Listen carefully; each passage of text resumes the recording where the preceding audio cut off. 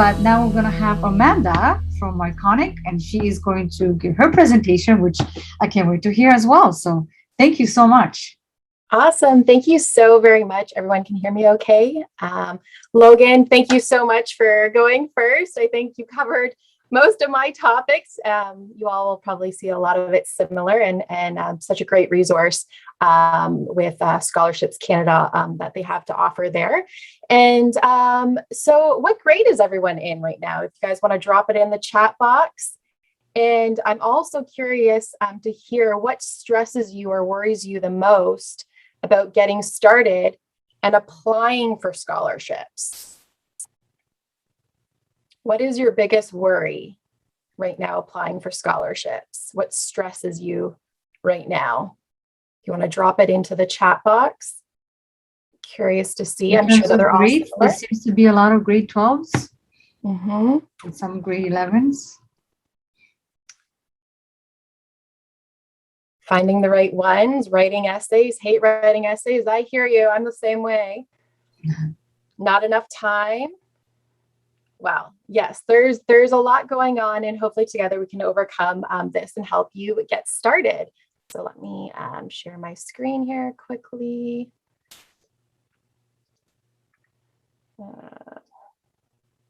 Sorry, everyone can see this now. We're good.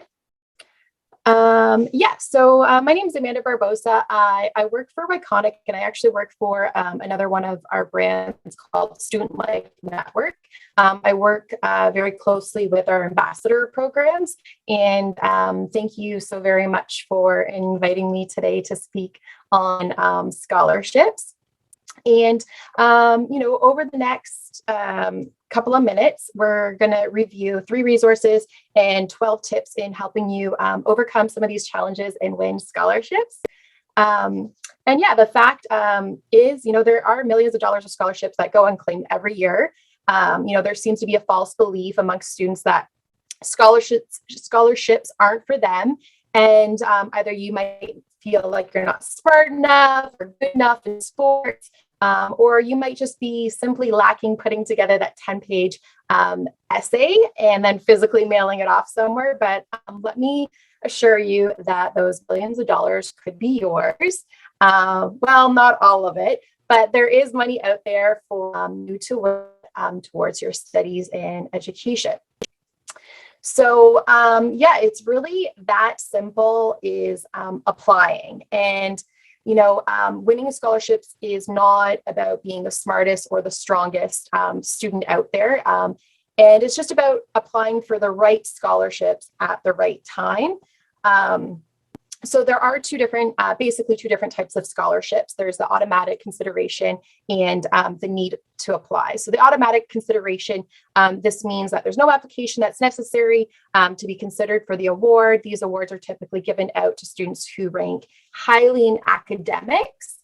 And then there's the need to apply, which we're going to cover a little bit more, but basically pretty straightforward. For these scholarships, you need to apply, and we're going to focus on this right now.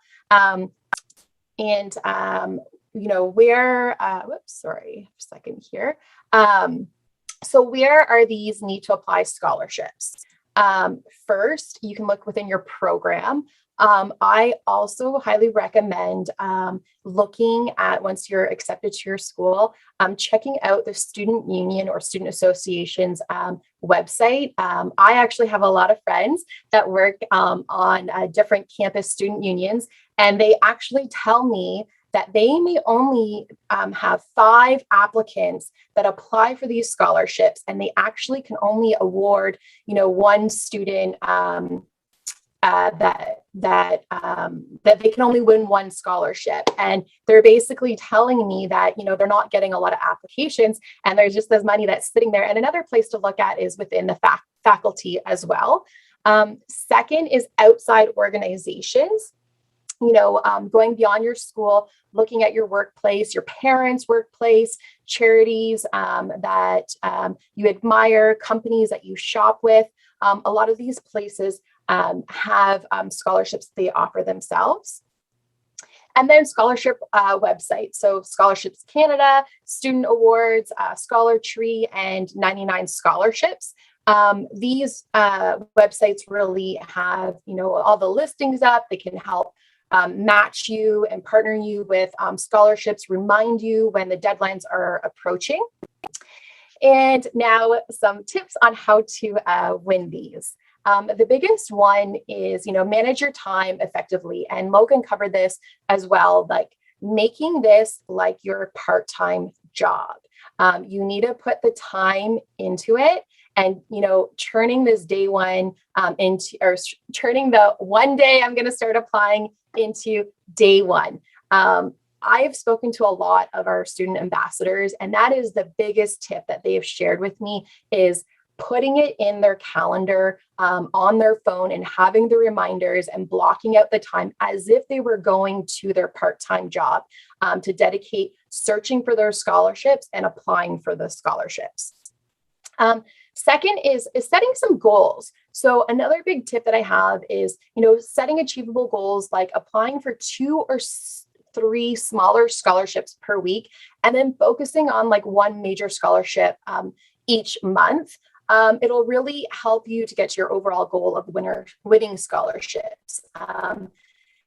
And you can lay this out in a way, you're going to be able to, achieve those little goals in chunks and get you to where you're trying to go. The third thing is staying organized. And I know this sounds like such an easy task, but sometimes the no-brainer is one of those tasks that we just like forget about. But a biggest tip that came from our students was creating a document or like a spreadsheet type document that you're keeping track of the scholarships that you've already applied to and the ones that you're interested in applying to, and setting those deadlines and just really, holding yourself accountable.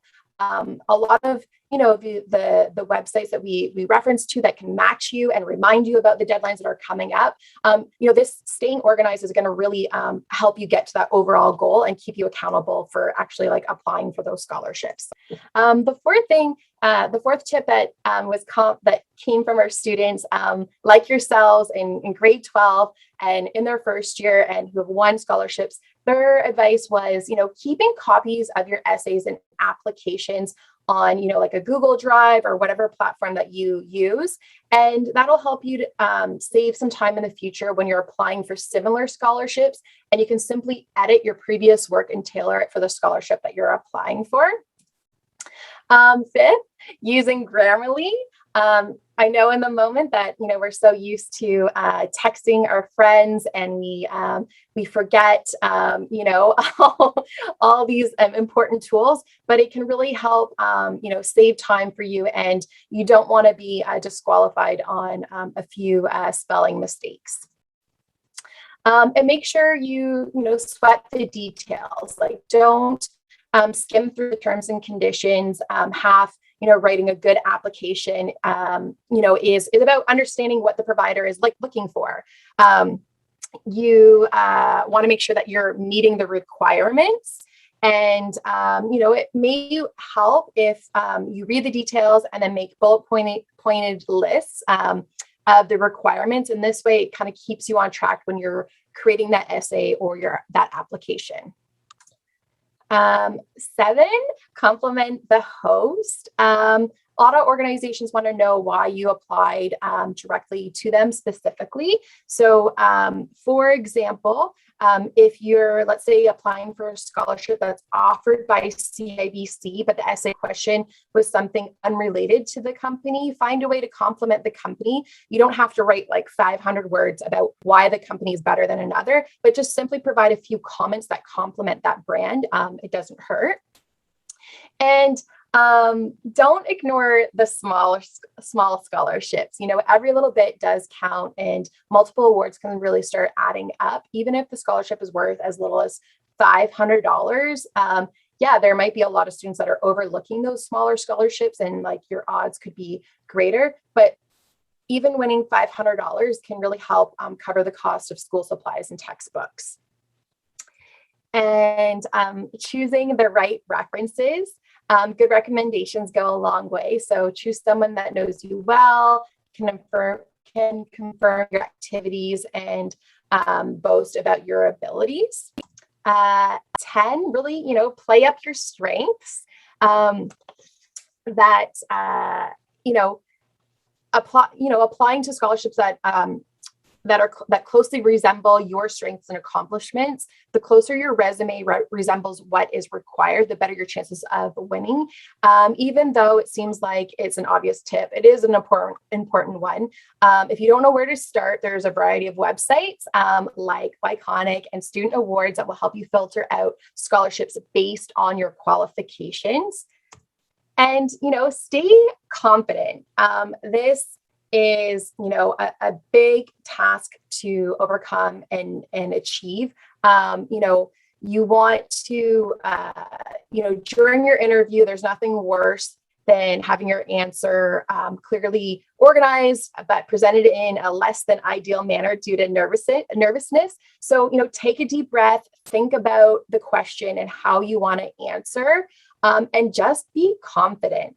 And lastly, try to stay relaxed. I know that sounds a little, easier said than done, but, release the tension in your body. I always try to smile when I'm nervous and breathe, relax, take the moment in. And even like what Logan mentioned, that just like a part-time job, and as you're applying for part-time jobs, you're not always going to get every job that you apply for. And same thing with, scholarships, that it's a big task at hand and you're not going to get every single one, but try to stay relaxed and be confident, and don't get discouraged through the process. And let us help you today. You can join Yconic. We'll find you the right scholarships and bursaries and student awards and send them directly to your inbox. And thank you so much for having me.